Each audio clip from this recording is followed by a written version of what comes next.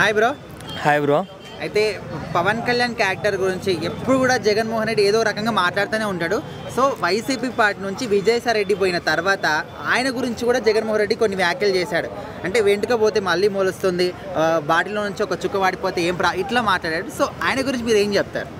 ఇప్పుడు ఎవడన్నా ఒక ఎంటుక పోయిందని అంటే ఒకటే కదా అని చెప్పేసి అనుకుంటారు. అట్లాంటి వెంటుకలు లాంటి వాళ్ళ దాంట్లో ఎమ్మెల్యేలు ఉన్నా ఎవరున్నా సరే వెంటనే పోతూనే ఉంటారన్న. ఎందుకనంటే జగన్కి పోయే రోజు దగ్గరికి వచ్చింది. 7 గంట పైకి కాదు, జైలుకి పోయే రోజు దగ్గర వచ్చింది. సో ఎన్ని వాక్యాలన్నా ఎన్నన్నా చేస్తాడు.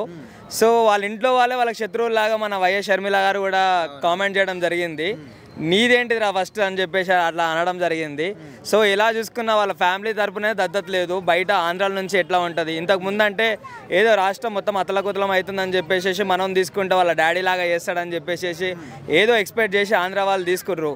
కానీ మనోడు చేసేది ఏం లేదు, పరిపాలించేది ఏం లేదని చెప్పేసి తీసేసారు.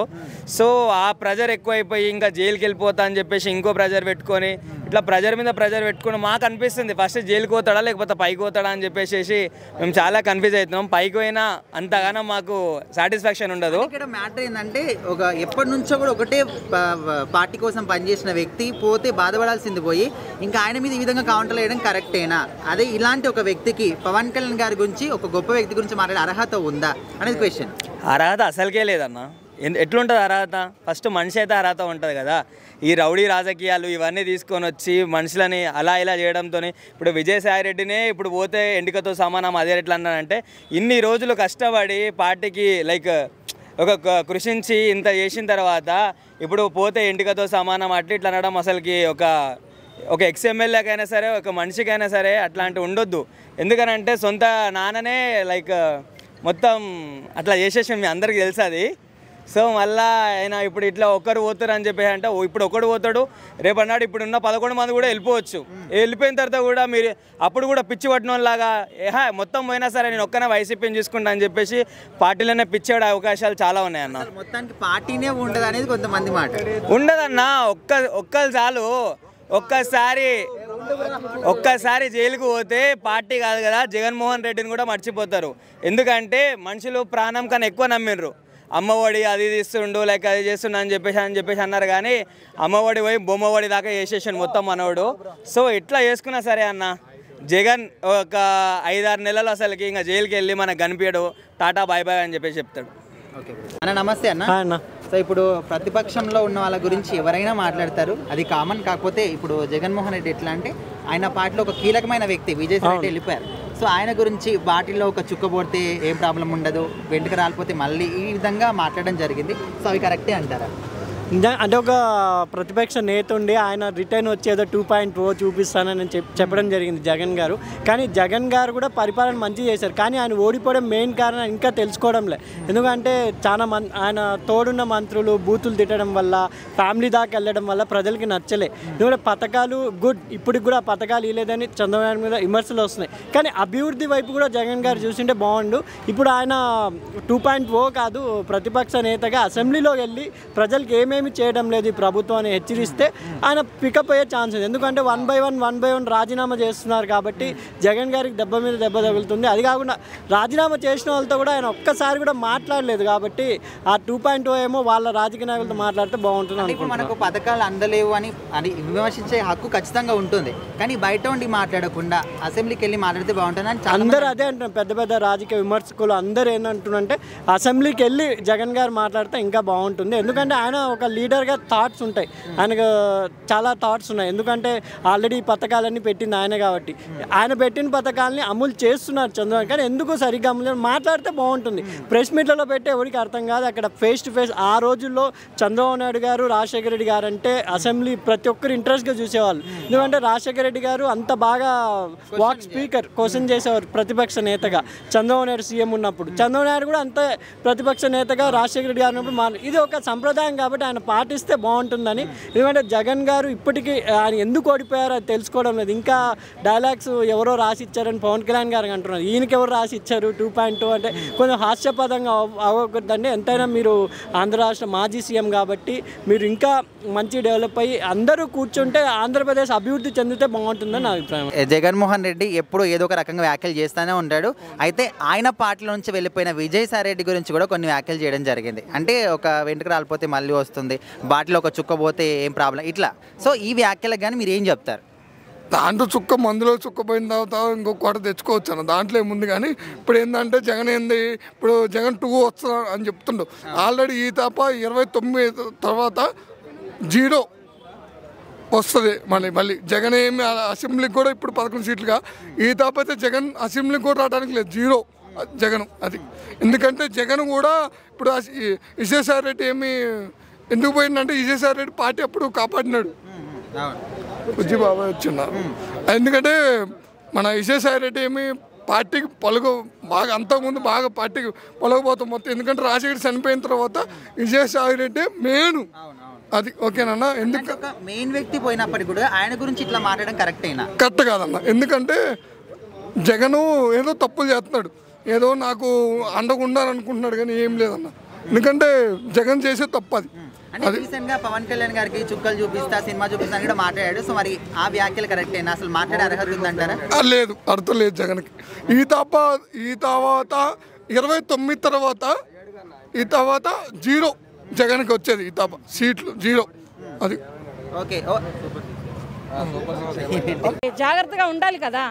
అంటే ఇన్నాళ్ళు చూసిన రాజకీయాన్ని మర్చిపోయారా, లేకపోతే ఎదిగొచ్చిన మెట్టును మర్చిపోయారా, ఎక్కొచ్చిన స్థాయిని మర్చిపోయారా తెలియదు. కానీ మొత్తానికైతే మాత్రం చిత్తుగా అయితే మాత్రం ఓడించారనమాట. అంటే సీఎం అభ్యర్థి కూడా ఓడిపోవడం, దాని వెనక ఈవీఎం మిషన్ ట్యాపింగ్ అదే కొంతమంది అంటున్నారు. దానిపై మీ అభిప్రాయం? మరి అంతకు ముందులో ఇక్కడ తెలంగాణ రాష్ట్రంలో బీఆర్ఎస్ వచ్చింది, సరిపోయింది. తర్వాత ఇక్కడేమో మరి అక్కడేమో అదో బీజేపీ వచ్చింది, బీజేపీ టీడీపీ వచ్చింది. మరి అక్కడ సరిపోయింది, మరి ఇది కూడా దాని పాలన వచ్చిందా? రాలేదు కదా, అదేమీ లేదు కదా. మరి అది ఇప్పుడు తెలంగాణలో ఈసారి ఎలక్షన్లో ఇంపాక్ట్ పడతా లిక్కర్ కేసుది ఇక్కడ ఎవరి మీద పడుతుంది ఇంపాక్ట్? బీఆర్ఎస్కి తప్పకుండా పడుతుంది.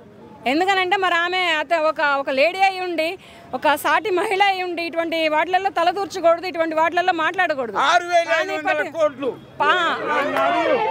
6,500 కోట్లు అంట. మరి కుర్చీ తాత చదువుతున్నాడు చూడండి. కుర్చీ ఇక్కడ మార్తబెడి కొడితే మళ్ళీ ఇంట్లో పోయి పడాలి. కల్వకుంట్ల చంద్రశేఖర్, కల్వకుంట్ల నీ ఇంటి పేరు, చంద్రశేఖర్ నీ పేరు.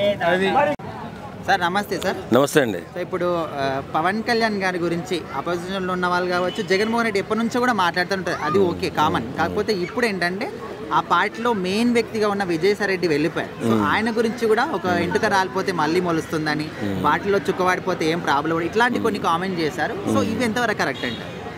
తల పొగరికెక్కినటువంటి అహంకారి చేస్తున్నటువంటి మాటలు అవి.